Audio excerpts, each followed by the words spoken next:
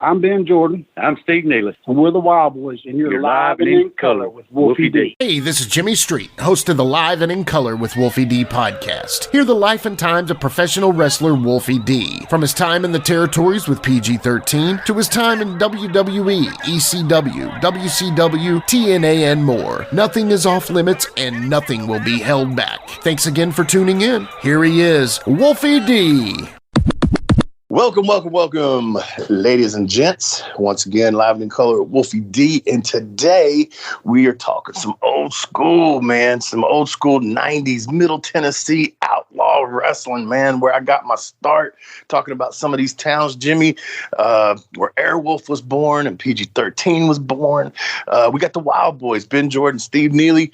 On today. It should be pretty fun, a little different from our normal, but we're going to go back to the roots, man. I love it. I love these guys. I think this is going to be a great interview. You know, Ben Jordan's one of the nicest people I've ever met in my life. Yeah. Steve's a great guy. I've only been in the locker room with him a few times, but contact through, texting here recently. Man, they're just great dudes. And you know what? I'm just so happy. Like you said, we're going to the roots here on this one. And hey, that's the way it should be sometimes, man. And let me just say this to the listener here, because listener, trust us, okay? Friendly listener, trust us for your entertainment. We're doing something good here. These guys, seriously, if you look at their resumes, it's on par with anybody's. And then when they were together as a tag team, they were as good as anybody. Yeah. I mean, honestly, they could have been anywhere. And I personally believe that they could have worked anywhere they wanted to. And they burned up those towns. So, like the USWA, there was the offshoot of the USWA, which were called the Outlaws, just like in any other state. But where there was the Memphis territory, there was the Middle Tennessee territory, honestly. And these guys were working 6 nights a week. They're not, it's just different levels of shows. But golly, man, these guys are so good. I mean, I posted a few of their videos, and I'll continue to do so through the week here. But, go look up the Wild Boys. Go look up Ben Jordan. I'm serious. Yeah. Y'all will love them. Yeah, man, they did some good stuff. And as far as the independent shows, I mean, they were packing them in those towns once a week. Yeah. That's another thing that people don't realize, man. That's not easy to do the same town once a week. Obviously, today that's very hard. Right. But even then, it was still kind of hard, But they were doing it, man. So you got to give them props for that.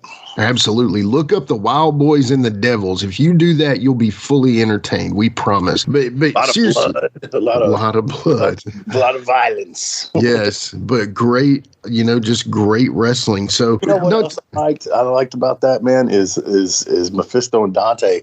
Even with their hoods on, they would bleed. I always thought that was a cool visual when the mask guy would bleed. But it's with the white one side of the mask, so you could see the blood, and that was always different. Oh, dude, totally. And so Dante, apparently, they ripped so many masks, because they would do the whole gimmick of ripping the mask off every night, the baby would. Yeah. And he got to where he made their masks. Mm-hmm. And their whole gear, he would make all their gear because it got to the point that it was so expensive to continue to buy masks. Right. He just started making them. I think Tommy, he made my Airwolf mask, my first. Did he? That's awesome. So Tommy Heggie, Cool Breeze, Arvel Hutto, we love those guys. Hopefully we'll be having them on the show on down the road pretty soon. But when it comes down to it, today we got the Wild Boys. But today, y'all, is a very special episode. Y'all. is a very special episode. It's our 100th episode. 100. You kept me for 100 episodes. How did I do it? I don't know. Man. Some say that, Did the impossible. I don't know. You came along pretty easily. It wasn't hard. I knew I had to drag you out of some, moods sometimes, but you always came through. So I just got to thank you, brother, for sticking with me through these 100. And, man, I think we've had a blast. I want to kind of address some things near the end, but anyway, 100 episodes, brother. I'm just stoked about this, and hopefully there'll be 100 more. We'll see. We'll try that one. Don't get too excited here. Yeah. Let's maybe get 20 more. How's that? Yeah. Anyway. All right. Well, yeah. So it's 100, and man, I'm ready to talk to him. What about you? Let's get him on the line after these messages. Hey folks, to get your official Live and in Color with Wolfie D merchandise, go to prowrestlingtees.com/live Wolfie D. Check it out.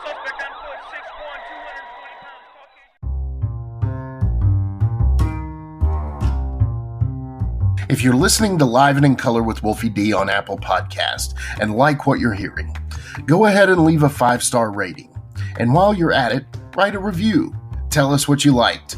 Tell us what you'd like to hear in the future. It's very important to us and always appreciated. Thanks again. Hello. Hello.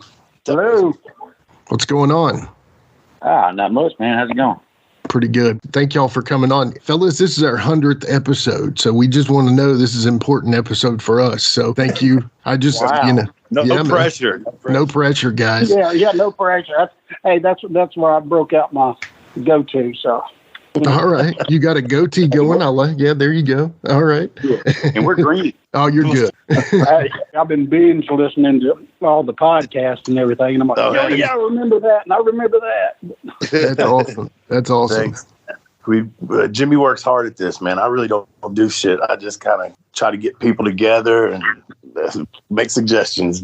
Jimmy does the rest. Yeah, but you had the 30-year career and the name and all that. So it works out.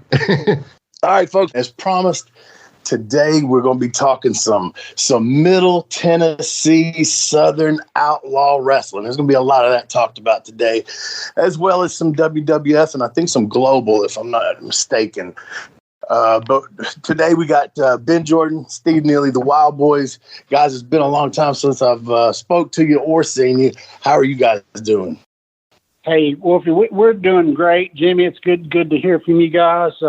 It's just an honor and a pleasure to be on your show, and really look forward to having a good time, you know? Honor's all ours, for sure. Yeah, man. Steve, how are you, buddy? Man, doing good. Just living it up, enjoying the not having to hit the road every night, you know? Where you guys at still? You still in like Ashland City or Dixon or something like that? Yeah, we're both been in the same place for 20 plus years. Yeah. That's awesome. That's what I thought, man. So let's talk wrestling, of course. Ben, if I remember correctly, I think you and I met probably around 1990 or 1991. I would imagine. Probably. Yes. Go ahead. Yeah, I remember a young Airwolf, and you know. And I didn't put you and Pete together at first. This guy and this guy. I didn't put it together at first, and then I realized, the relationship there. And I tell you what, Wolfie, I've got an old picture from the Municipal Auditorium WCW match. It was before we were both in the business, and I got a picture, and your mom and Pete are in the background of my picture. Wow, really? That's awesome. Yes. That's pretty cool. That's pretty cool. I was like, that's wild. But one of the memories I have, Wolfie, is we were in Hartsville, Tennessee. You were early on Airwolf with the mask. Yeah. I was there I was teamed with Jamie Dundee. Right. Because I thought about this later. I'm like, look, I was in there with PG-13 way before PG-13. Yeah. That's awesome. But it was and Chris Michaels was there too. Yes, it was Airwolf. And you were teamed with the Silver Star Kid, which was trained by Bill also. And it was funny because the announcer he announced me and Jamie as Ben Gordon and Jimmy Dundee. Hey, is that a Dale Mann show? I can't remember who run that show in Hartsville. I do remember in the back, though, all the guys back there, were trying to impress you, Jamie, me. And they were beating themselves in the head with chairs like, watch this, man, watch this. And I'm thinking, I'm thinking, oh my God, where do these guys come from? That's funny. Anyway, that's early on. And we didn't even, we had no reason to try to be impressed. You know what I mean? No. Maybe just because his last name was Dundee and they probably knew you. They really know no Airwolf back then. Yeah. Awesome. I still got that match on videotape. It's wild. You know, I was thinking about this earlier, and you mentioned Pete, my stepdad, the Scorpion, and my mom. And it's funny, man, because I really, this just dawned on me, honestly, like a few minutes ago before we came on here. Like my first wrestling match, I drove to the town, not with the boys, but with my parents. There you go. You know what I'm saying? That's a little awkward. Yeah. I can imagine. and I think he was a heel and I was a baby face. So they had to put me out of the car blocks around the building. Oh. I remember doing stuff like that. It's like your parents dropping you off at school and you're embarrassed and you don't want nobody to see it. Yeah. Oh, man. That's funny. And Wolfie, you probably don't know this, but before Pete and your mom passed away, we went to see them at the nursing home. Yeah. And we got there and we saw your mom and Pete wasn't there. And we said, well, where's Pete? Pete was at the hospital. And I think it was me and Steve and Boogie, Gary. We visited with your mom, and then we went over and visited with Pete, and we laughed and told stories. It was one of the funnest times, and I'm glad we did that. Yeah, that's very cool. You were always, both of you guys were always real cool to my parents, and I think they thought a lot of you, man. So I appreciate that. So let's go back, Ben and Steve. I want to get you in the conversation too, because I don't know the answer to this question. I think I do, but like Ben, I know Bill broke you in. Steve, who broke you in? Ben did. Oh, Ben did. Nice. Okay. Nice. Yeah. Okay. All right. Well, that was easy enough. I can tell you a story about my training when y'all are ready for it. Please. Okay, go for it. All right. Well, I can tell you when back when I was wanting to train, you know what I mean? I was wanting to watch Ben at the fairgrounds, and I kept saying, Ben, I want you to train me. When he never would. And finally, I didn't give up. He said, all right, I'm going to train you. But his mindset was, and Wolf, you know this, back in the old days, you protected the business. You didn't let nobody in this business. Right. And he, mind yet, killed me during training. When I say that, he beat the living shit out of me. Yeah. And I stuck it through. And when I finally stuck it through, he said, okay, now I'm going to train him how to work. You know, so it was not an easy training. I can promise you that. He didn't give me no easy way. That's for sure. Yeah. I wanted to make sure he was trained right once I decided to train him, because I was trying to run his ass off. Yeah. And I couldn't. He toughed it out, you know. And so finally I was like, okay, I'm going to train you. So, man. And I know that situation. I've tried that before too. I'll tell you, a kid that kept coming back, man. I don't know if you remember old Cat Taylor. I tried to run him off. I literally tried to run him off for so long, and he kept coming back, bless his heart. And he ended up, you know, I told him, I said, you're not going to probably be a wrestler, even though that's what he really wanted to do. And I know he did it some, but I was like, you got to be a manager, bro. So. He was a hell of a manager, but, you know, he turned into a pretty good little worker, and he got his little body in shape, you know. Yeah, but he had height and size against him, you know what I mean? Yeah. I know that. I've lived with that. No, stop it. You were always in great shape. Hey, I said it earlier, you wrestled in Texas for Global, did you not? Yes. Okay. Yeah. And you were there like when Sean was there and Jerry Lynn and you guys were. Yeah. Talk about those times, man.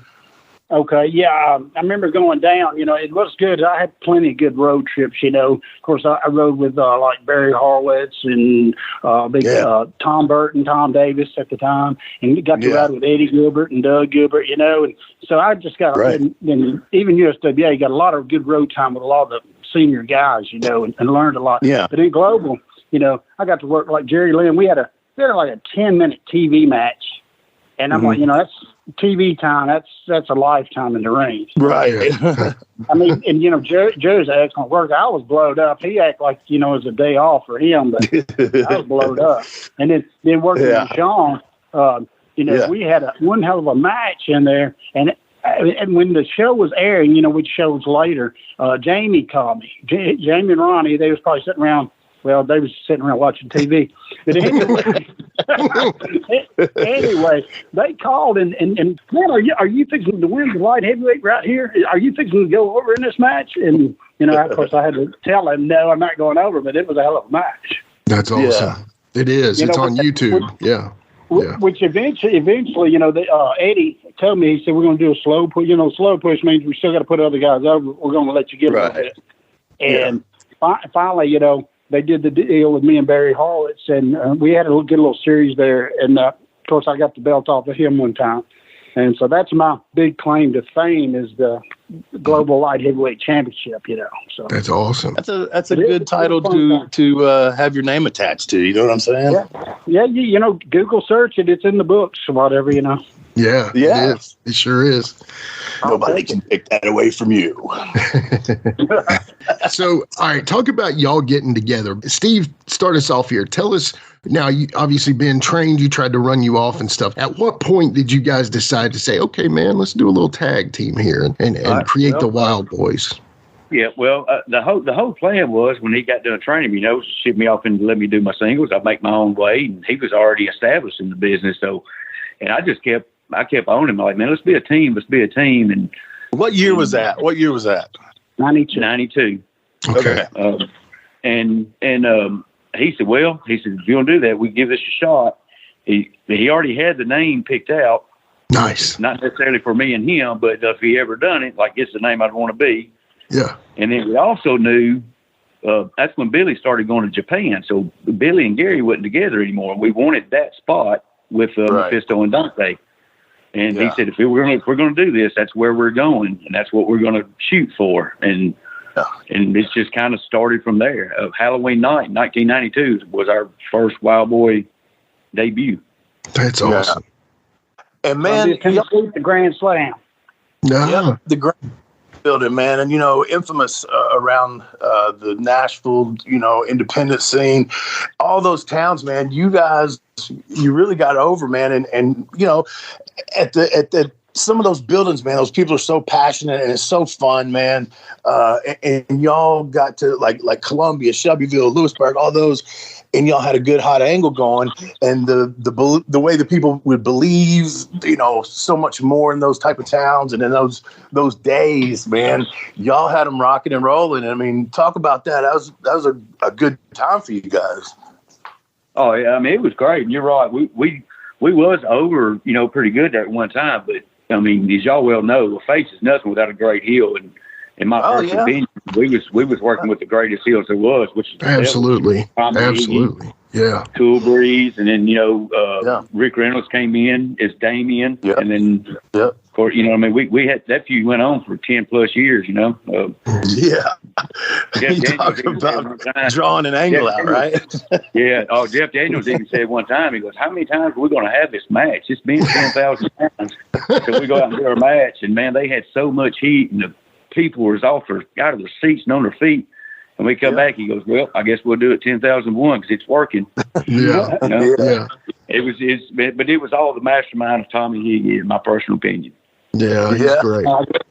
So Tommy pretty much booked all that during that time frame. And see, it's crazy because like the time frame y'all are doing that, I'm having a Memphis run, so I'm not really there except for like every once in a while I come in. I never really got to work you guys or anything like that. So. I just come in every once in a while, but I knew, man, they got it rocking and rolling here. And Wolfie, we were hot, and we're like you and everybody else that come through. We wanted that Memphis shot. We wanted to go, run the circuit. Yeah.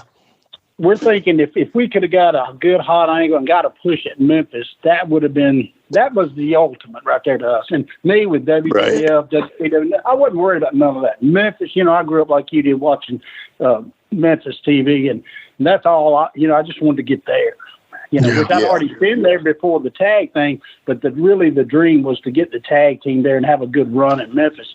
And, and you guys, y'all did a hell of a job. Y'all got to do it, before the territory went out. Y'all got to do what I dreamed to do. Yeah. It was fun, man. But also, like, some of my best memories, like I said, are some of those outlaw towns and in the way that they would get with stuff. And there's nothing more fun than the fans like really believing the shit that's going on, or at least acting like they do, as opposed to a lot of the newer crowds that want to applaud a nice spot or whatever. I know things change, and I'm not knocking that. I mean, whatever. That's just not what I signed up for. But I just love that believability. And in those towns, man, I have fond memories of people really getting into shit. Hey, we had some of the best towns. You were there, Wolfie. I was there, Steve. We were there when the times were good in independent wrestling. And the Tennessee towns were some of the best. I mean, we'd ease up to Kentucky sometimes, Central City, Beaver Dam. Matter of fact, you and Jamie rode with me and Steve a time or two up there to one of those. Yeah. And I remember coming back, and we had to stop at the gas station because Jamie wanted to buy the scratch-offs. And he had his theory of, like every so many you get the big winner. Right. And he was going to buy the whole roll, Take the payoff and buy the whole roll. Yeah, I know. I remember that store.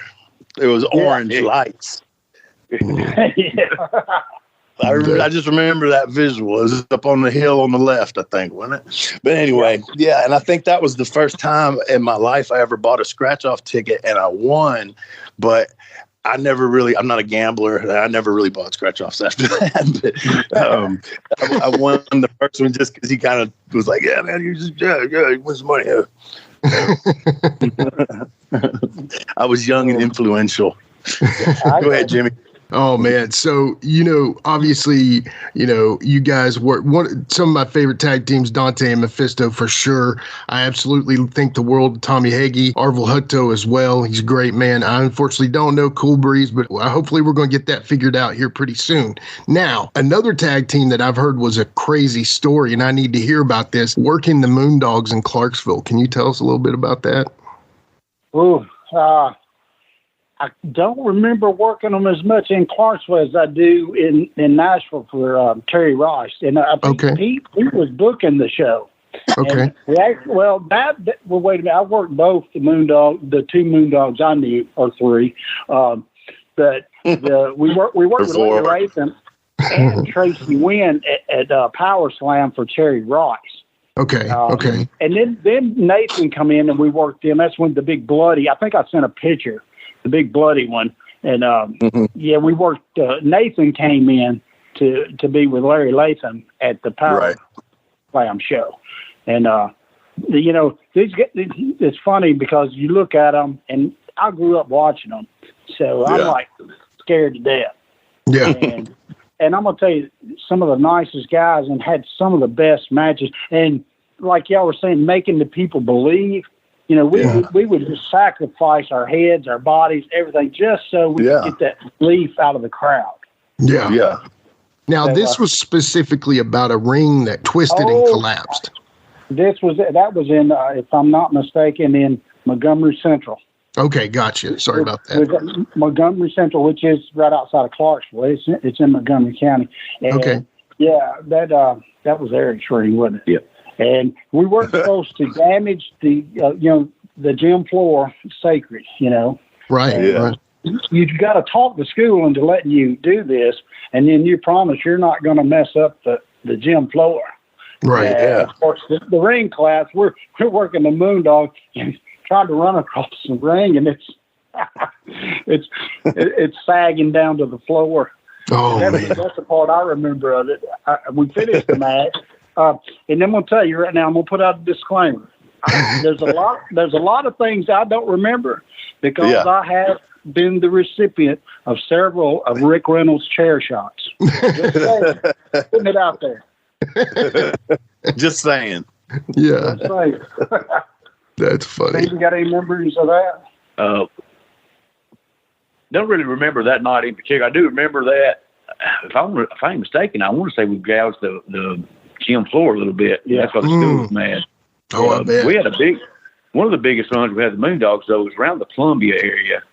And that was actually, I want to say it was Nathan, and I want to say it was Lee Hickerson. They brought Lee Hickerson in as a Moondog. That was later. Of course, dyed his hair blonde and all that. And Richard Lee come in on some of that. And I don't remember if it was there or if it was at the Clarksville show or the Terry Rice show on Dixon Road. But Richard Lee, he come in and did some stuff with us, with them as well.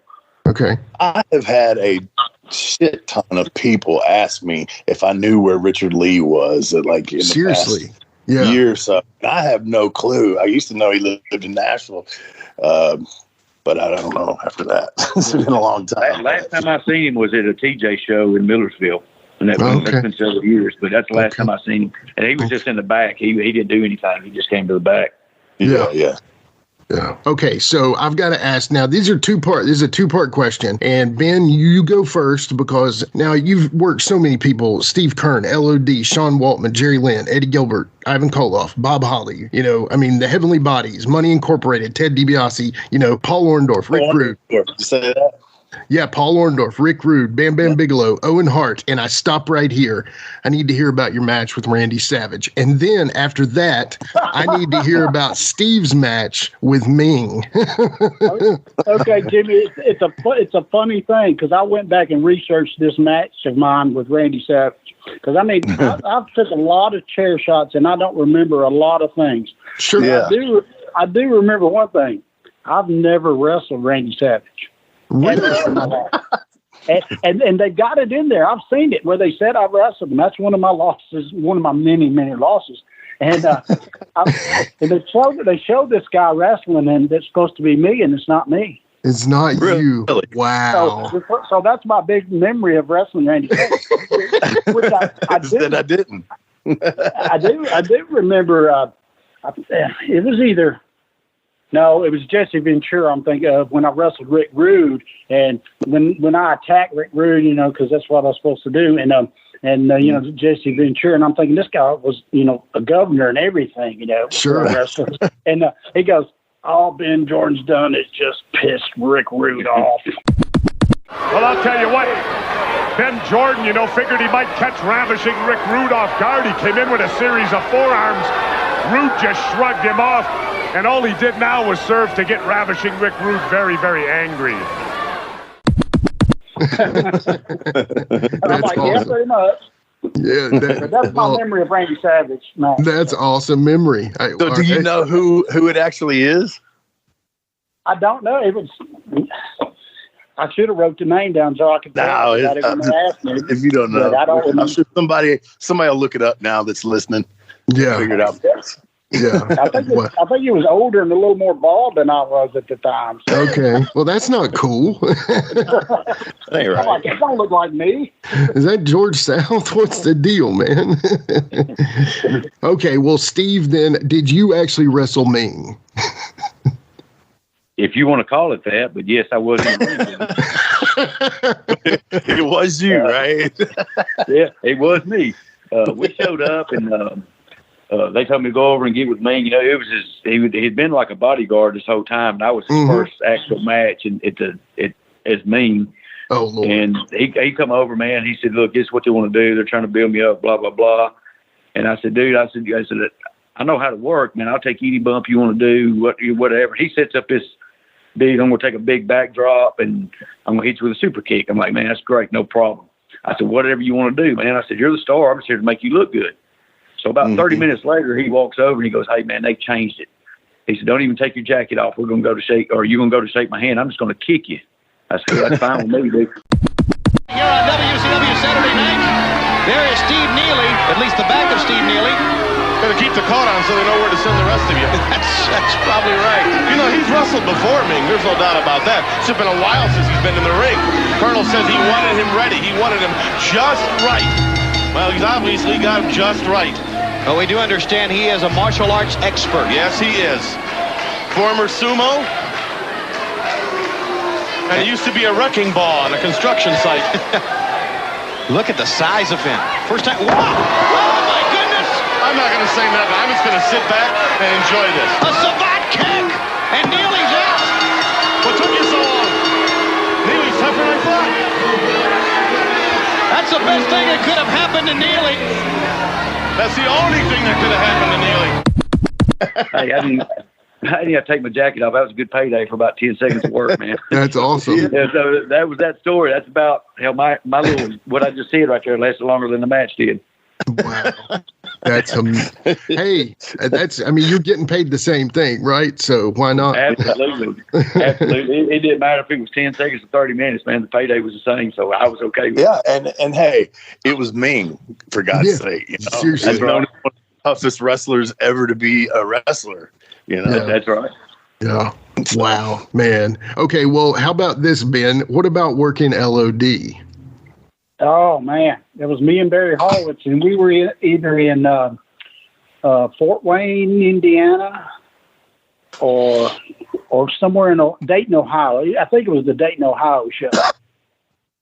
And, of course, now check this out. I go to WWF. I'm 5'7". Now, the magazines will say I'm 6 foot, and I thank them for that, but I'm not. I'm 5'7". And you know, I'm in the dressing room when I first go up to WWF. I'm telling you, if you ever saw, Land of the Giants, right? I'm walking around just looking up at everybody. I'm going, these men are ungodly. They are just huge. Yeah. And, all right. So we're standing in the back, and Tony Gurria is coming around. He's sizing us, all of us, enhancement talent, jobber, whatever you want to call it. Anyway, so we're in the back, and Tony Gurria sizes up and down. He comes to me, and he goes, "Do you know LOD's finish?" Well, to tell you the truth, I wasn't a WWF fan. I was a WCW Memphis wrestling type person. Sure. And so I haven't been watching what they were doing, and I just, stupidly said, "Yeah, I know their finish." And he goes, "Okay." He goes, "Okay." So he puts me and Barry Horowitz in with LOD, and I'm thinking, what do they do? What do they do? I'm going to take this finish. And somebody finally says, the one, they'll shoot you and do whatever, put you up on the shoulders, and he's going to clothesline you off the top, off his shoulders. I'm like, oh shit, okay. So they never talked to us. And finally, I kind of went up to. I'm trying to think, Hawk or Adam. I went up to one of them, and I'm like, "Hey, how does this thing kind of go? What do you?" He's like, "Don't worry, brother. He's like, "You'll flip fine." He said, "I'll push your ankles. You'll go over. Don't worry about that." So that was Animal.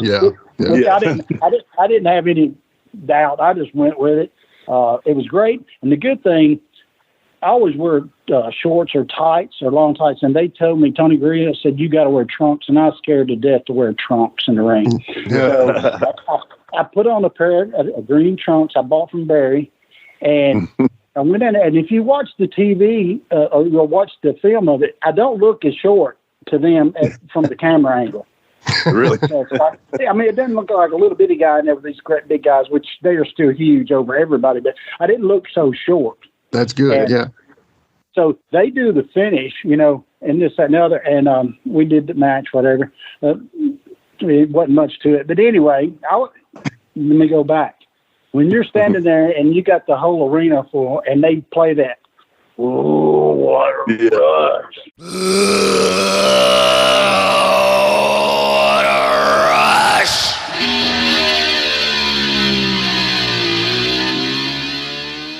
You just get cold chills, on the bells and everything. This is when they were still coming out of the corner. They didn't have the big stage and all that. Right. But anyway, when I come back through the curtain at the gorilla position, Shawn Michaels is there to meet me, and he goes, "My God, brother, are you all right? I thought they just killed you." And I'm like, "Yeah, fine." But that was pretty cool. That is cool. That is cool. Having been the recipient of the Doomsday Device quite regular, that's a funny feeling when you're up there and you're looking at Hawk coming at you, ain't it? Yeah.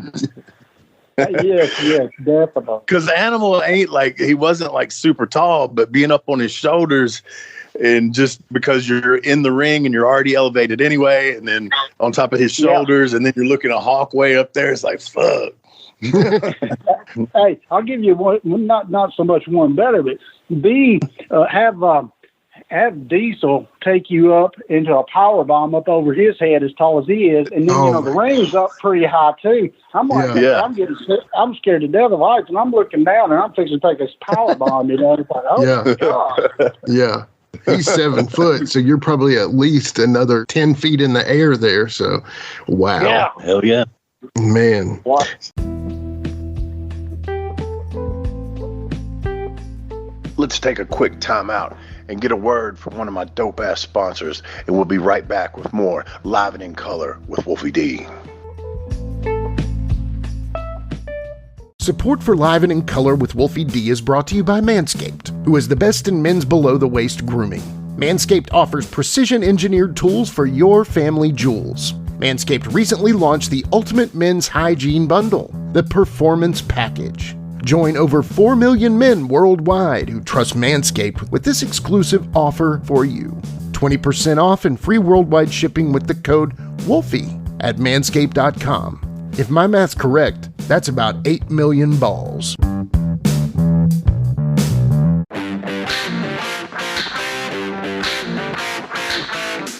Hey folks, this is Wolfie D here, and if you are looking to buy or sell a home in Tennessee or Southern Kentucky, you're going to want to call my buddy, the rock star realtor, Benji Bowie. And you say, Wolfie, how do I get in touch with this rock star? Well, you can call him directly at 615-390-8216. You can go to his website, bowiehomes.com. That's B-U-I-E homes.com. Or you can email him at benbowie34@gmail.com. When you need a home, you need the Rockstar Realtor.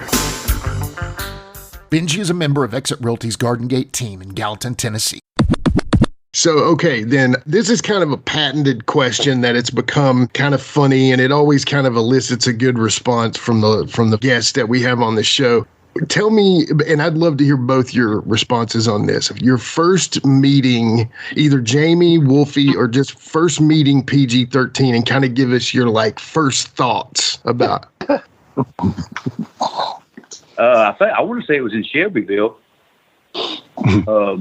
when they was PG-13 together. Okay. I want to say it's Shelbyville, and all I could think was like, man, this gimmick's different. And then next thing I know, hey, they're fixing to go to USWA. I'm like, well, that's pretty cool.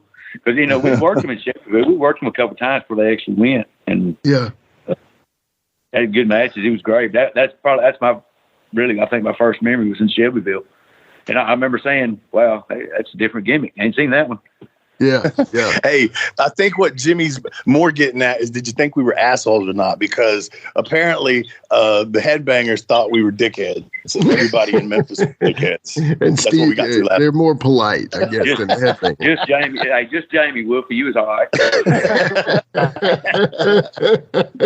No, I'm just kidding, man. I love And by the way, I'm still all right, and he's still an asshole. But we always got along good, man. I know. Yeah, no problem whatsoever. I love Jamie to death. He's a good guy. Yeah, me too. Yeah. Now, I knew both of you separately for so long before y'all were PG-13.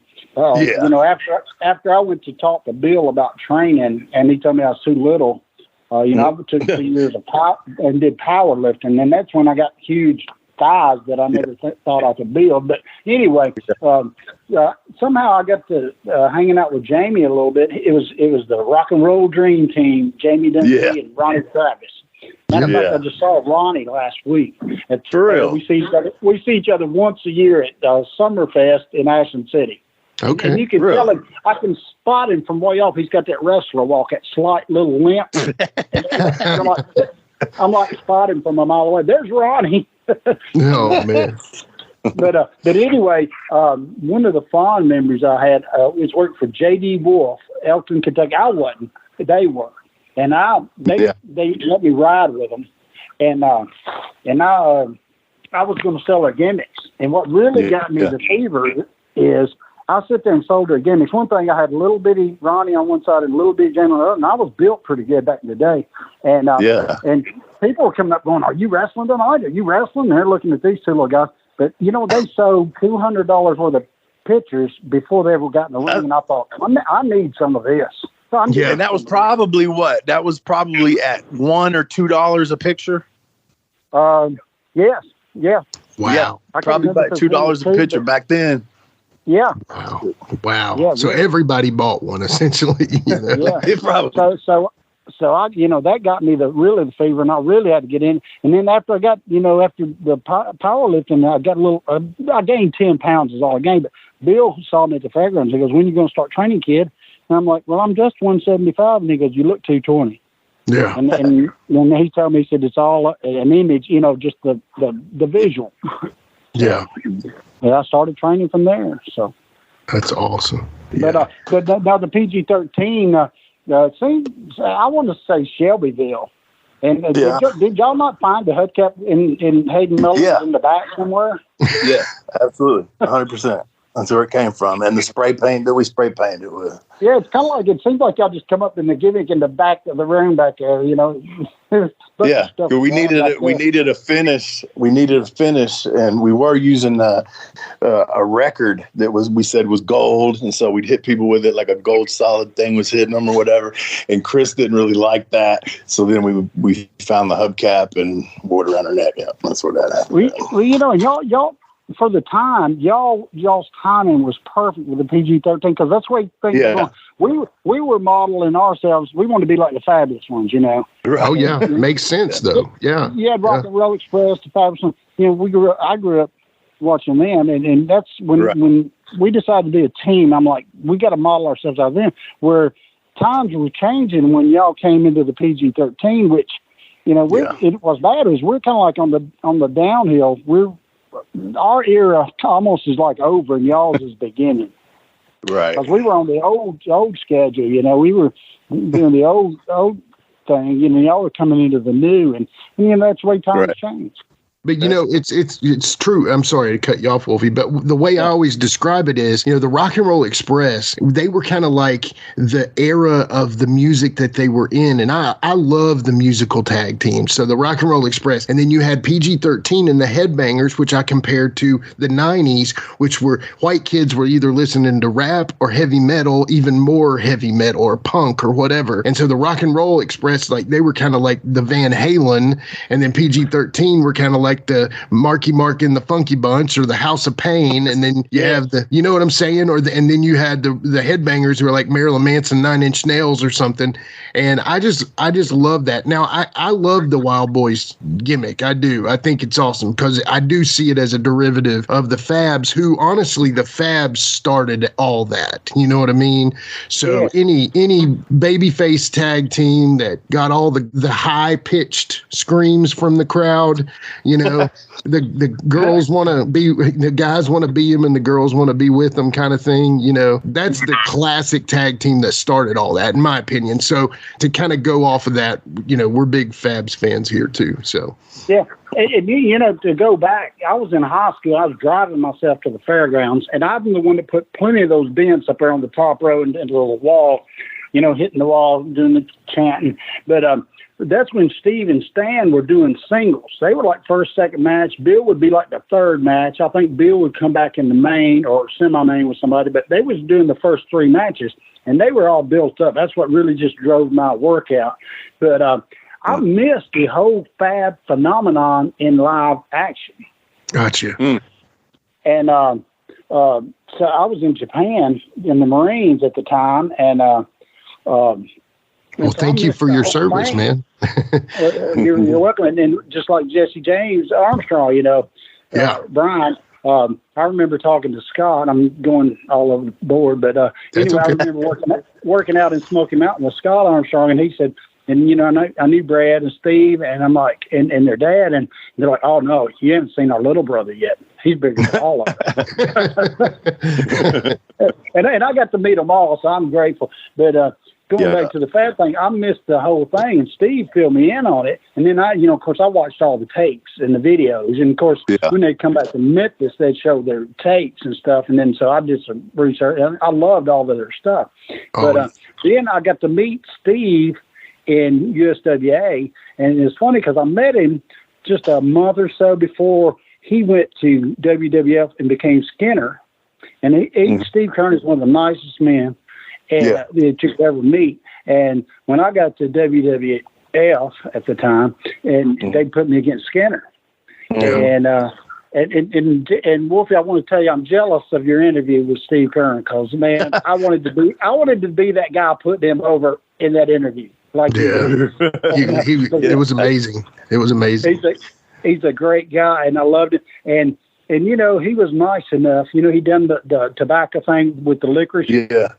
And he said, Ben, if you don't want to do this, I understand. Do you mind? He said, the part of the gimmick is at the end of the match, I'll spit, you know, the tobacco, which is licorice, on your chest. He said, do you mind if I do that? He asked me. I'm like, right. I might say if we can do it or not, just do it, you know. But I was him being the person that he is. He asked me if he could do that. And not only the person that he was, but I mean, in the position that he was in, he didn't really have to ask you either. You know what I mean? He said they could have just said, Ben, I'm going to just spit all over you. What are you going to do about it? I'll whip your ass. Or not told you. Right. Just not told you. Right. Yeah. But that was great. You know, of course, I got to work Stan in the Heavenly Bodies. I got to work both Fabs, but in different times. That makes sense. Right.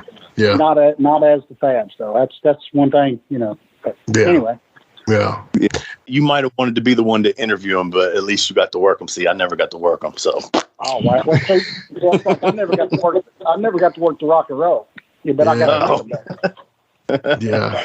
So you got one up on me on that. So. Well, Wolfie never got to work Randy Savage, right, Wolfie? So yes, but Ben didn't either. Trying to make a joke here. There you go.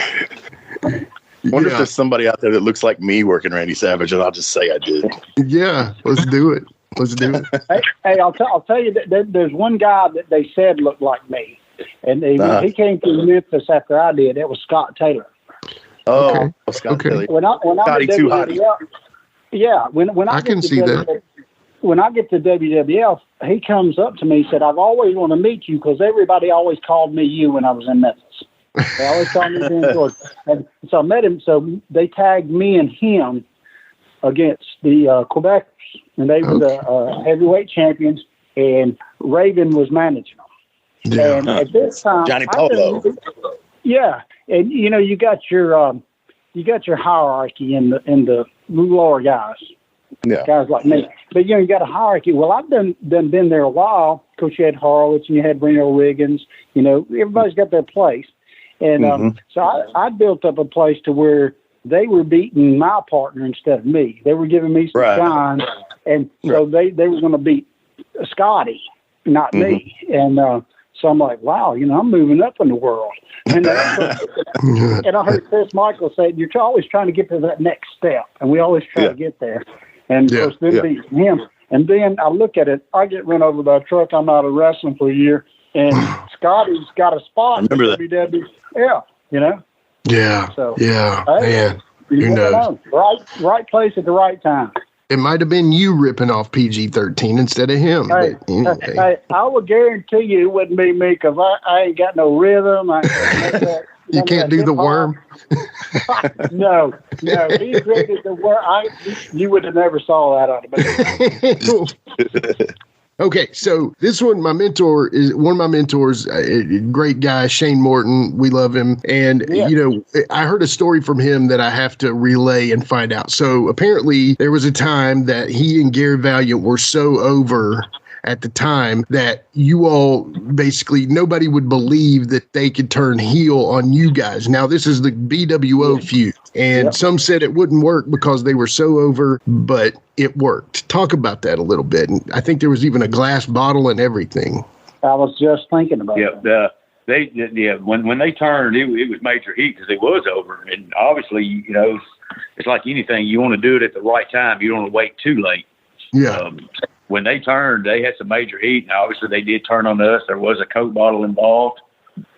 Next time you talk to Shane, ask him about the noose too, man, because he was choking me out, and I was trying to tap out, but I don't think he knew what tapping out meant.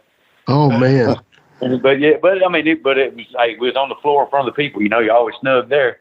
Of course, but it was a good little feud. They definitely had some heat, that's for sure. I got something to interject. I got something to interject here. Yeah. Okay. Wolfie and Jimmy, I want you to interject right in the middle of our thing. I want you to do a sponsor, and I want it to be Downtown Bruno put the Miller Lite. That's why I'm drinking Miller Lite right now. Cheers. Miller Cheers. Lite. Mm-hmm. I love it. I'm not going to say another word about it. Everybody can read between the lines. Exactly. Miller Lite. Thank you.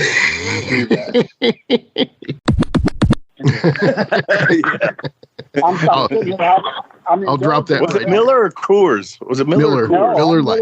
Is it Miller? Okay. Yeah. I've got one right now, and when I saw that little clip of Bruno doing it, I'm like, damn, he stole my gimmick. Bruno's the Wild funny. Boys the Wild Boys brought to you by Miller Lite. I got you right now. Yeah. Anyway. So doing this interview, man, we've talked about some names that like I haven't heard in years, honestly. And then we've also talked about, my mom and Pete and Rick and Cool Breeze and the people that were close to my family as well. Talk about, because you, like you said, you guys, and whichever one of you wants to talk, like, man, I just remember okay, so the Eliminators were beating the shit out of me and Jamie in Memphis every fucking week, right? Like, seriously. And I wanted to get out of that angle so bad. I felt like it had run its course. And I reached out to Tommy and Breeze about coming to Memphis because I wanted to get out of that.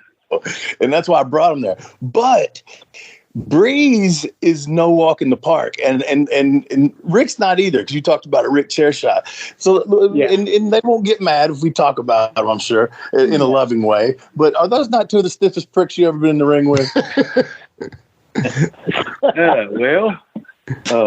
Honestly, Rick, I don't think Rick ever was stiff with me at all. I don't remember Rick ever being stiff. But Breeze was stiff, and I remember, back when me and Ben first started, that Halloween night, 92, I hit the ring, and I'm scared to death. This is the Devils. This is like my third match, or my third time in the ring. Oh, man. I'm intimidated watching these guys beat everybody up. And right. Yeah. I'm sitting there, I'm hitting Breeze, I'm working. All next thing I know, you got to hit me harder than that. Get a little harder and get a little harder. And he goes, come on, man, it's got to be harder than that. So, man, I let him have everything I had. And you know how Breeze is. He gets that little giggle, Yeah. And like, we were just talking about what I got myself into, man. Breeze was stiff, but he wouldn't hurt you. You know what I mean? He was one that he wasn't going to miss, and you believed it. Yeah. Wolfie, it's like this. What's bad is I can't talk about them being stiff because they're really going to tell on me for how stiff I am. And I don't need to, but I don't have a good working punch. And so when I come in on a hot tag, every time I hit, I go, Idaho! Bam! Idaho! So, I don't have a good working punch. Everybody knows. And I got a Lawler story about that.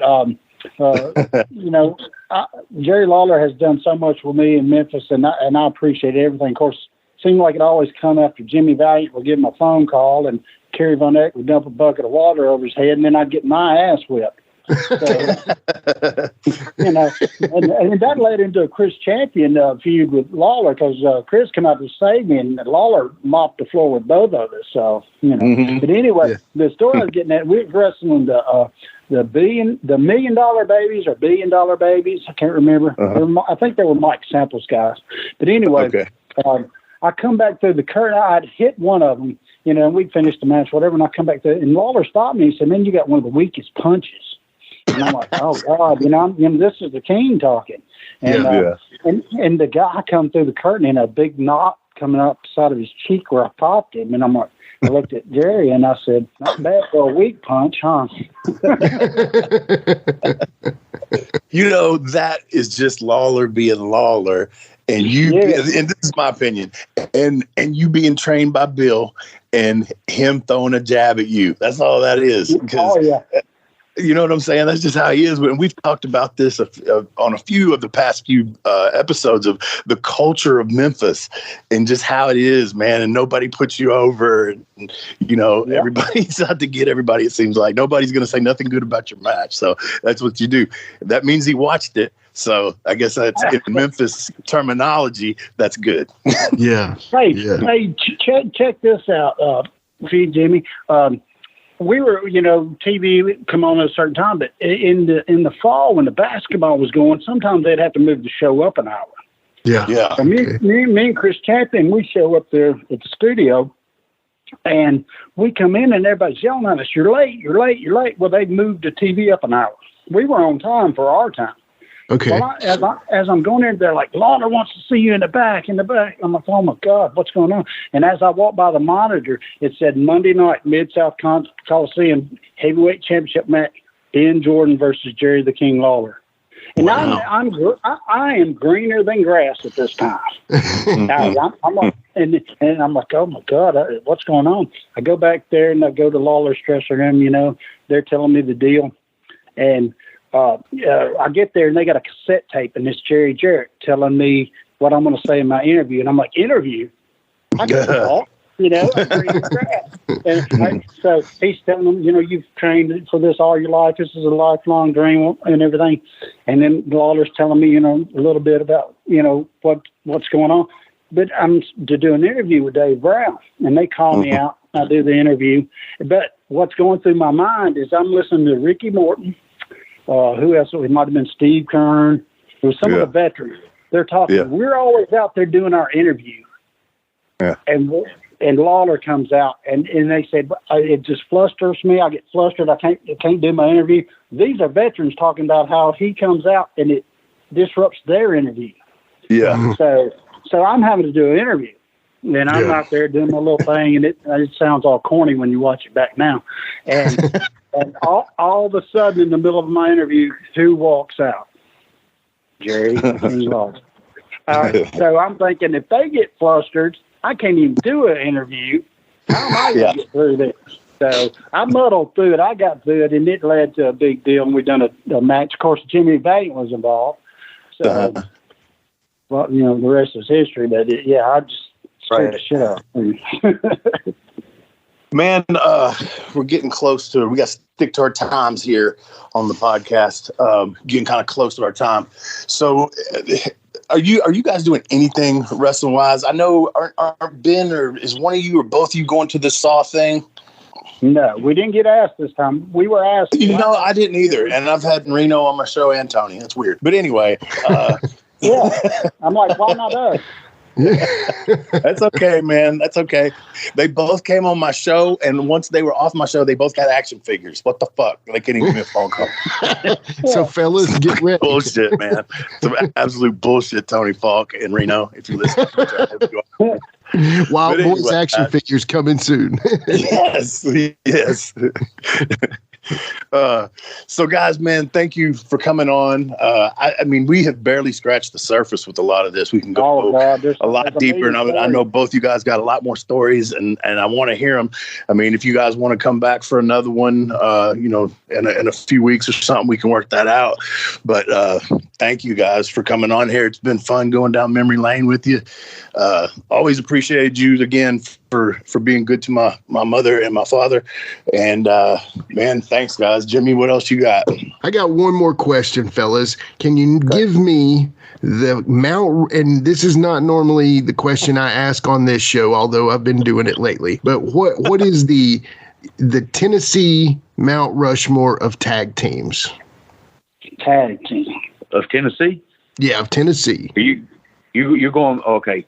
So we're talking Tennessee. We're talking Fairgrounds too, or we're just talking about like our independent, just Tennessee. Absolutely, any of it, whatever you want. I can. All right. So mine, you got a Mount Rushmore. You got Rock and Roll Express, Midnight Express. Golly, man, there's more than four. That's okay. You can have 5. You got the Moon Dogs. I remember when the Sheep Herders come through. Man, I know I'm leaving some out, but I mean, there's so many. I know I'm beating a dead horse here, man. But I'm gonna tell you, I've got to put Mephisto and Dante on there myself. Love it. Yeah, that's awesome. Yeah, I agree. I would say here's mine. I would go with Jackie and Don Fargo. Okay. On that. Okay, you got the Fabulous One, the Rock and Roll Express, Midnight Express, which they were more North Carolina. I'm thinking. Of course. Hey, you got to throw PG-13 in your Mount Rushmore, right? You don't have to. Stop it. Sorry, Wolfie. Oh, man. But yeah. I thought that would be fun. Well, I'm gonna throw the Wild Boys in there too. How about that? We'll get that voted. Oh wow! All right. Hey, we're getting about that old to be put up on a big rock somewhere. So, fellas, y'all are awesome. Man. Thank you so much for doing this with us. Really, this was great. This was fun, man. I mean, we just got started, and I'm like, "Damn, I know we can talk about 5 hours." It's like they ain't got time for this. Yeah, we'll do 5 shows. Hey, can I tell you a quick Camille story? Yeah, please. Yeah, man. Oh man! All right. So that day we went down to visit her and Pete, and we walked. Talking about just for the people that didn't catch that. Talking about my mom and my stepfather. Yeah. And we walked in, and she looked up at us, and Boogie looked at her, and she said, "You know who this is, don't you?" She said, "Yeah, I whooped her ass a couple times." That's good. She has forgotten nothing, man. She was in her right mind. She let us know, put us right back in our place. That's awesome. I mean, that's awesome. Yeah, man. That's absolutely awesome. Thank you for sharing that. And that's a perfect way to end this, man. Thank you so much. Jimmy and everybody listening, and Wild Boys, you can be informed about this too. We're getting ready to take a break. And what are we coming back with, Jimmy? Some of that Ask Wolfie Anything, fellas. It's going to be a wide open. We never know, right? So, right. No, we get into it. I don't even know until you ask me. Unless there have been a few times, like twice I've cheated, and I said, "Man, send me the questions." But otherwise, I just let you ask them. Yeah, so, I don't like to do that, but anyway. I know you don't. You like my real reaction. Yeah. Okay. All right, dudes. Thank you for coming on, and everybody will be back right after this. All right. Thanks, fellas. Thank y'all. Ben, Steve, it means a lot. We'll do this again soon, okay? Hey, we appreciate it. We loved it. All right. Fun. Good awesome, deal. Dude. Thank you. See y'all. DJ, hit the music.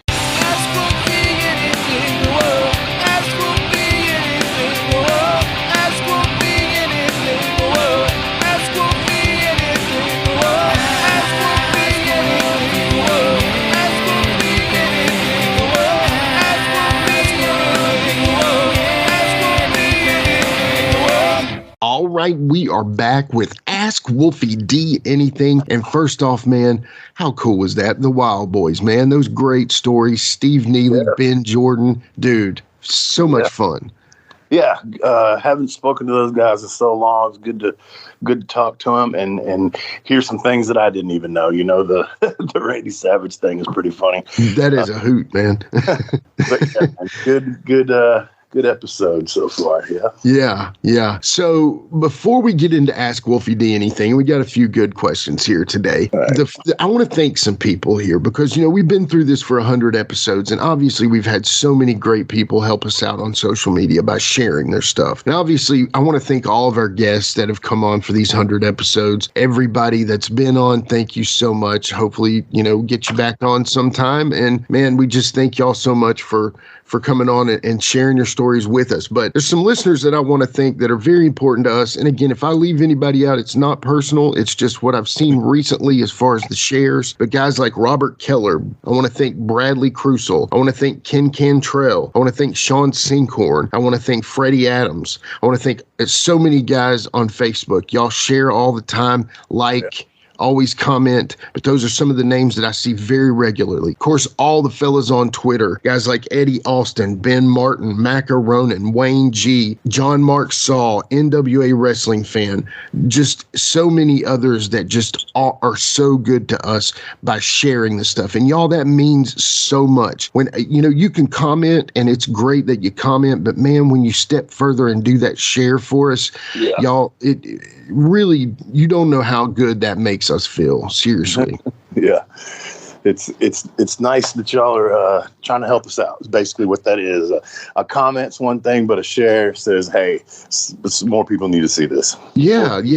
I'm stepping out. I'm showing off the podcast that I listen to. Right. And it sincerely means the world. And you don't know how much, this is not something that we do. It's not necessarily, I hope we make it seem easy, but it's not always easy, from the figuring out the episode topic to getting a guest to doing the show and taking time to do the show and, figuring out Wolfie's schedule, my schedule, the guest schedule. We've talked about that before. It's not always simple. And, then actually editing the show, producing the show, putting the show out, promoting the show, it's a lot, y'all, and we love it. Don't get me wrong. We wouldn't do it if we didn't love it. But at the same time, to know that y'all help us promote that means the world. And I'm serious. I'm absolutely indebted to all of you. And if you've ever shared it, if you've ever commented, if you've ever told one person about our show, from the depths of my heart, I thank you. And I know Wolfie thanks you too. Yeah. Jimmy will be giving out hand jobs here soon. So was that part of the deal? I think so. Dang, man. I totally skipped over that fine print. But all right, fellas, line up. Just kidding. Anyway, all right. Well, today we've got to Ask Wolfie Anything here. And so I've got a few fun questions here. One of them is this. So Eddie Smith on Facebook, he asked this one. He says, is there anyone you've looked up to that when you met them, you were disappointed? Kind of like the classic thing of don't meet your heroes. Is there anyone that really just disappointed you? Let's think.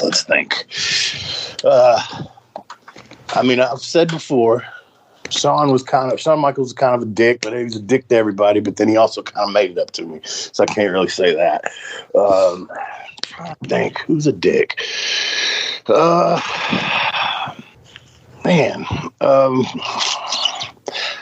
trying to think of. I don't think there's anybody that I looked up to that ended up being an asshole. Right. Okay. Assholes out there, but nobody that was like, oh, I'm disappointed in that fucker. And I can't think of too many people that, at least to my face, disliked me. That's good. Did anything to anybody like that? So yeah, man, I just can't think of. I remember, and I still to this day never really talked to the dude, but I remember Luger coming in to Memphis in '93 to work Lawler in Nashville or something. And at the time I kind of looked at it funny, but now I don't as much. But he really didn't speak to anybody in the dressing room, and he dressed with his back to everybody. And it just seemed very egotistical, but hell, he was in Nashville at the fairgrounds in a little bitty dressing room. You know what I'm saying?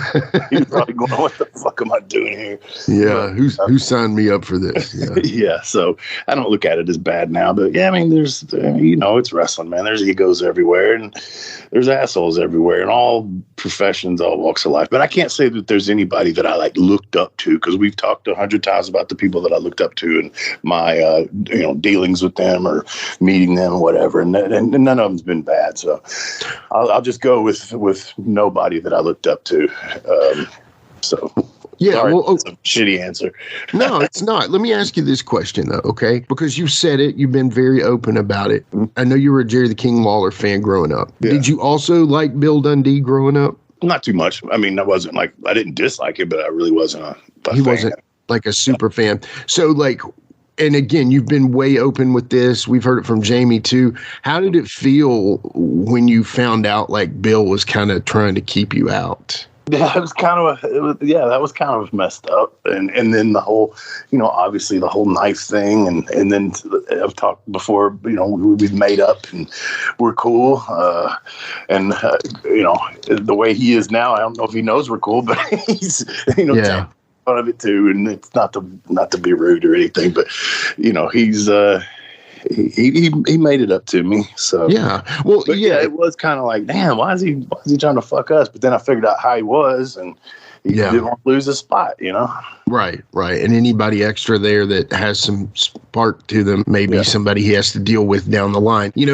And we're no way trying to cast aspersions on his name. We know he's not doing well health-wise, mentally, unfortunately. And, so we hope you know, he is comfortable and doing okay. But, you know, again, Bill Dundee, great wrestler, you know, legend. But at the same time, you know, I've just known that story, and I just kind of curious about, you know, how that felt. And I'm sure it didn't feel good at the time. You're like, man, this big dog. But with the Luger thing, I've heard he even did that at NWA and WCW. I mean, you know, so other guys have said that many times, and these are guys that, you know, were with him at WCW and stuff. But anyway, Luger, you know, unfortunately is also not doing as great health-wise, and it seems like he's made a complete face turn as far as things go. So that'll humble your ass real quick on it. life will definitely humble you. And if anything you've learned from any of our shows, life will humble you is a great one to learn. So, you know, anything you do on the way up, you're going to deal with on the way back down. So anyway, so Eddie, that was a good question. I love the question, and I think your answer is awesome. You know, unfortunately in the music industry, I've met a lot of guys that I looked up to and were total dicks. I don't really want to name names, but a lot of the lead singers in a lot of your favorite bands are just complete assholes, guys. So, you know, Aaron Lewis broke my heart. We were playing a show with Stained, and that broke my heart because, you know, the whole band was really cool and Stained, but Aaron just didn't want to deal with anybody. But, you know, other than that, you know, I can't really think of anybody I want to name else, but Aaron Lewis definitely let me down. But if you've seen some of his live shows, especially some of his acoustic live shows, he's not always the nicest guy, especially if you're talking during a song, which is just inevitable. And and that's just by the way, being a musician that played music actively in Nashville, you know, they are a talking crowd. They don't give a crap who's on stage. You know? So, but anyway, I know that's not the question, and Eddie didn't ask me, but that was my little throw in there. But yeah, Aaron Lewis let me down. Let's just say that. Anyway, so our second question is Justin Cook from Facebook, and he just asked a simple question of any good Moondog stories. Well, I mean, I wasn't there, but I mean, we all know Larry died in the ring in a battle royal. And from what I understand, people were still kicking him because they thought he was just selling in the corner like he always did. Wow. But he had a heart attack and he was pretty much dead. So that's kind of a messed up story. Definitely. I don't mean to laugh. I'm just saying that's kind of crazy. Well, yeah. You know, when I was trying to actively get Tony Falk to come on the show, and I would get him on the phone, I'd be like, brother, we need you on the show. Yeah, buddy, I got a lot of good stories. You know, Larry Latham died in the ring. I was there that night, and I know my Tony Falk's not the best.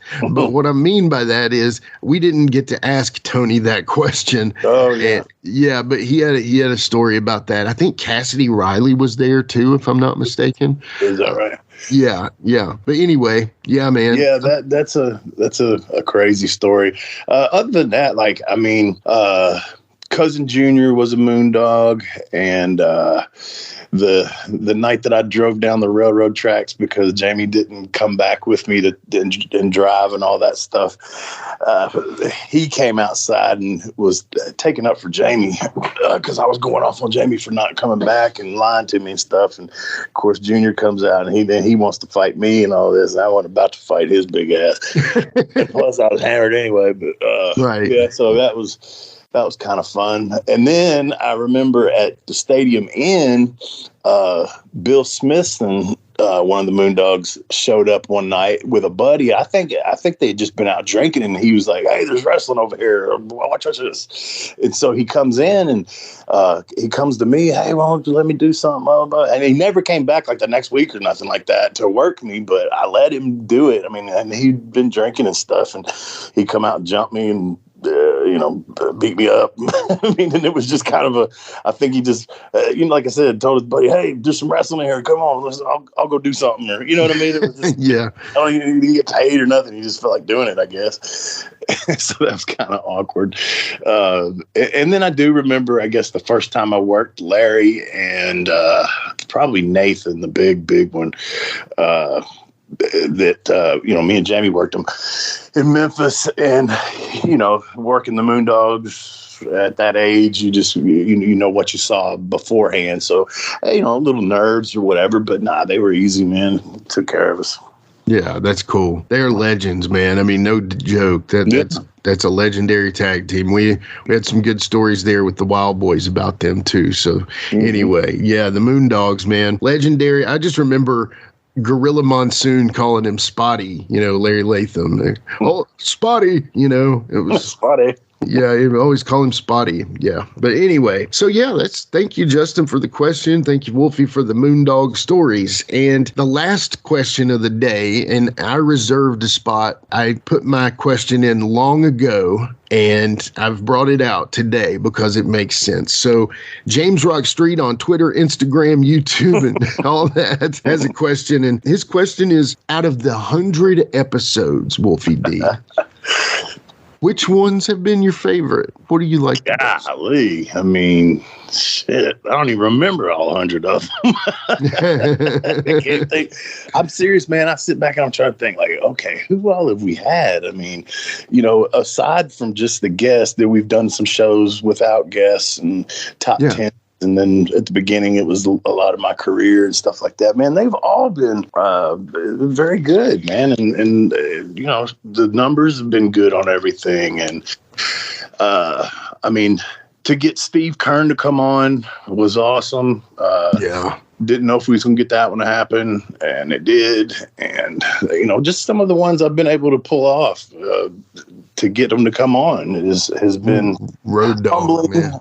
Humbling, and these guys are not doing it for any other reason than as a favor to me, basically, or to promote something, but most people that have come on really haven't done a ton of promoting for themselves. It's just been coming on talking shit with us, Yeah. I mean, I think about us 4 episodes in, we get Father James Mitchell. Yeah. We got to get him back sometime because I know there's so much more to tell there. 5 episodes in, we get the legendary Ricky Morton, my favorite wrestler of all time. I wish I could interview him now versus then because I'm just like, hey, man, I love you, Ricky. It's like, and a lot of those ones, a lot of the ones early on, too, we were trying to incorporate it into my story, and we didn't delve into them as much as we did, hey, what do you remember about this and with me and in Memphis and da-da-da. And we didn't go 100% on, let's just interview them. We tried to incorporate it. So some of those probably, I don't want to say could have been better, but it would have been different. I think, the production could have been way better, but hey, I've learned a lot because, hey, here's the thing.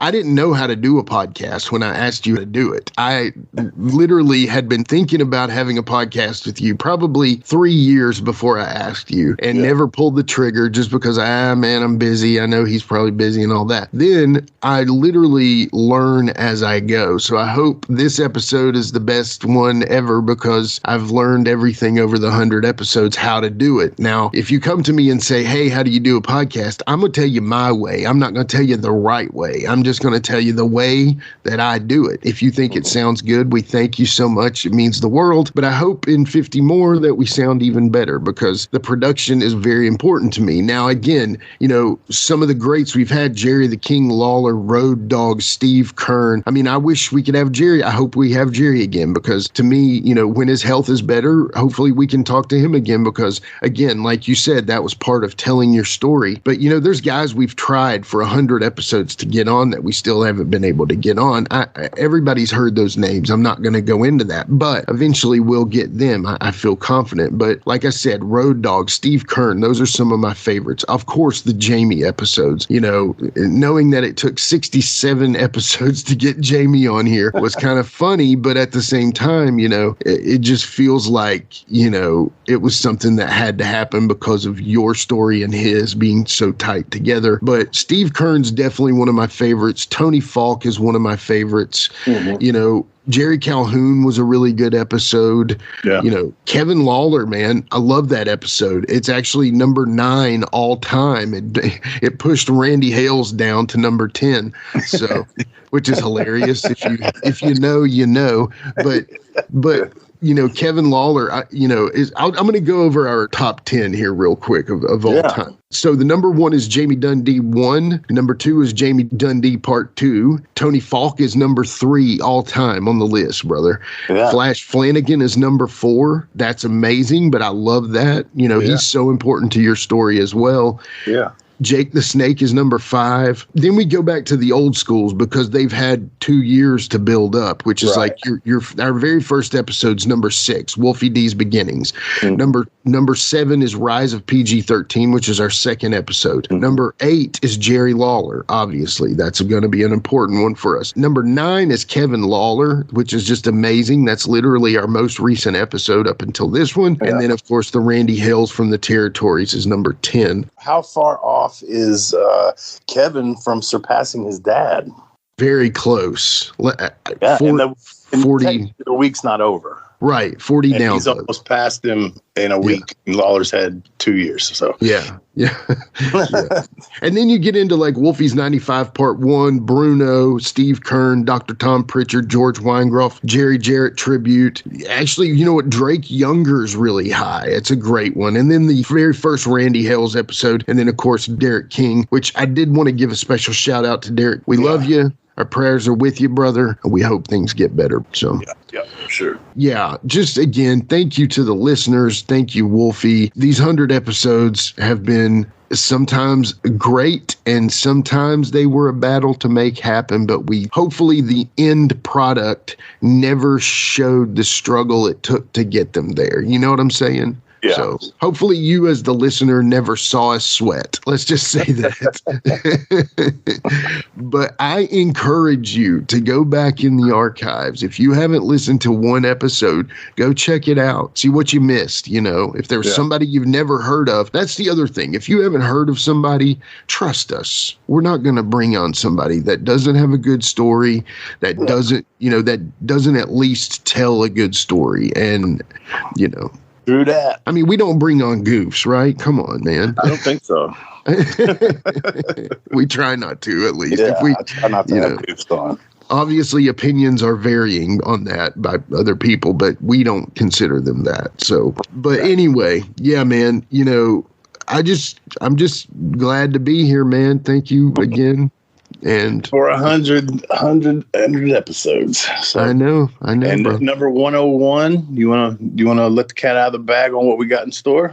It's so funny because number 101, he goes by Mr. Number One.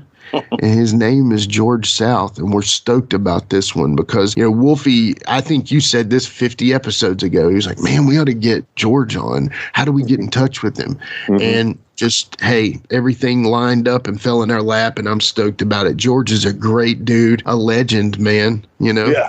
He put over the Mulkeys.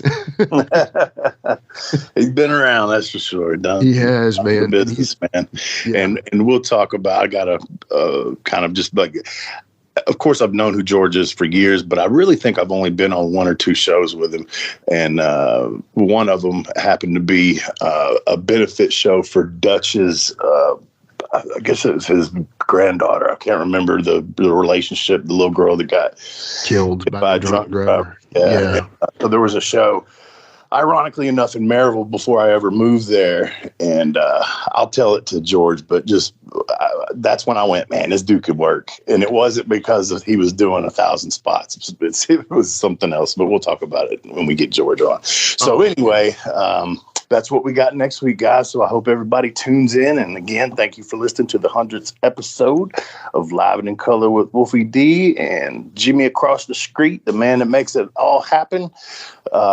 Puts a lot of work into this, and he appreciates everything you guys do for us. So we talked about the sharing and all that. So we appreciate it.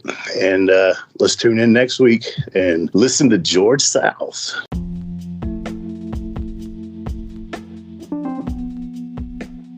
And now a word from our sponsor.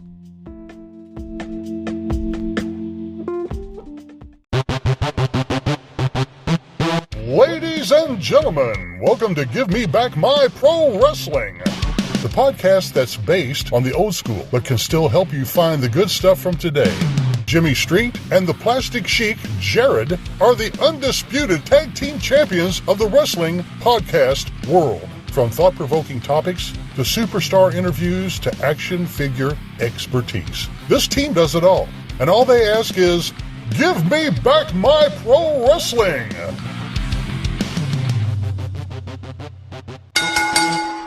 Every other Thursday, wherever you listen to podcasts.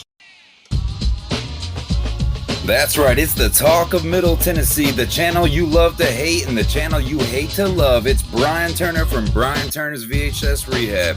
And if you're looking for matches from Wolfie D to Jerry Lawler to Dusty Rhodes and the team that put a pimp before your eyes and a goatee between your thighs, Booty Call and Athena, go to lostwrestling.com. See, I made it easy for you.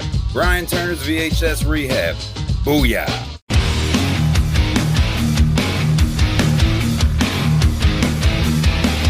Hey everyone, this is Shane from Insane Shane's World. I release wrestling figures of enhancement talent, mid-card wrestlers, and wrestlers that you never thought would have a figure available. So if you are interested in adding a really cool and rare figure to your collection, then don't hesitate to contact me at shamtheman73@gmail.com. That's SHAMtheman73@gmail.com. You can also join my Facebook group. Just search Insane Shane's World.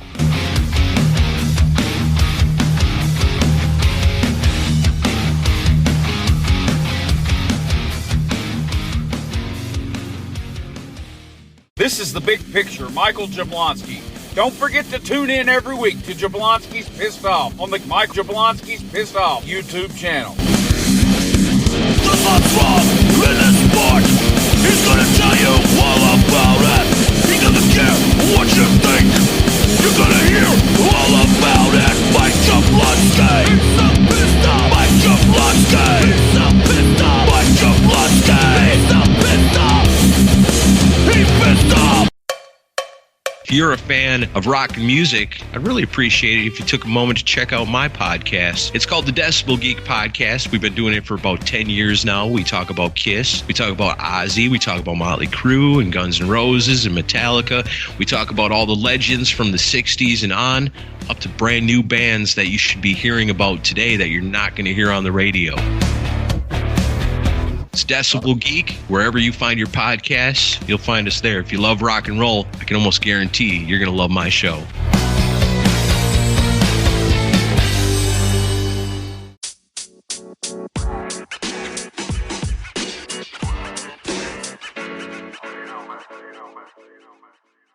So that was another great episode. Hey, Wolfie, tell them where they can find you on social media. Jimmy, they can find me in the club, bottle full of bub. I'm just kidding.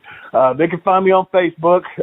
My personal page is Warren Wolf, WOLFE. I'm on Instagram at WarrenWolf13. You can always find us on Facebook, Twitter, Instagram, and YouTube at Live Wolfie D. Here's the thing. Wolfie always has offers for his autographed photos. He has a selection of some awesome photos from throughout his career that he will autograph and personalize any way that you want him to. Just contact him either directly at his personal Facebook page or through any one of our other pages, and we'll make sure you get in contact directly with Wolfie. Get those photos, right, Wolfie? Yeah, I've got some good stuff on there, to help with the podcast. Folks, if you can't get out to a show to meet Wolfie D, there's nothing like that, especially for the fans of PG-13 and Wolfie D. And before we go, you can always find me, your host, Jimmy Street, at James Rock Street on Twitter, Instagram, and YouTube. And hey, Jimmy, before we go real quick, I just want to add in there, from the bottom of my heart, I really appreciate, first of all, the work you've done for this podcast. You have worked your butt off. Secondly, the people that are liking the page. Beyond that, even more, is the people that are listening, and we really appreciate that. Yeah, and remember, guys, the podcast drops a new episode every Monday at noon, and our past episodes are streaming now on demand on all major podcast formats. Thanks again.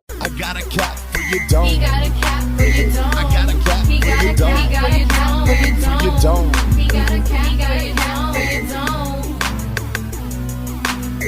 And here we go. The original white boy that came out sagging, not bragging, don't be hating, cause I'm spitting the truth. Still livin' in color, bum rush your mother, utilize a hubcap, unlike any other. Back in the day, I was N-O-D, and I was P to the G, plus the 1 and the 3. In case you forgot, they call me Wolfie D. Been cloned and copied so many times, tired of suckers taking credit. what is mine. You know who you are without me name dropping. Wrestling's first white boy coming out hip hop. Been doing it like this since 92. Laid low for a while and you thought I was through. Listen real close to these rhymes that I've injected. This shit's so sick it makes your ears get infected. Mad skills, no faking, there is no one great. Cause I'm bringing more folks than Obi-Wan or Vader. Not here to play games, so you better beware. You don't like me, so what?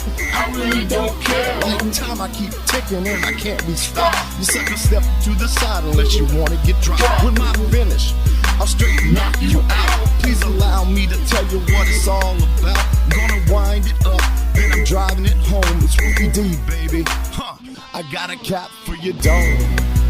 I got a cap for your dome. We got a cap for your dome. We got a cap for your dome. This has been a James Rock Street production.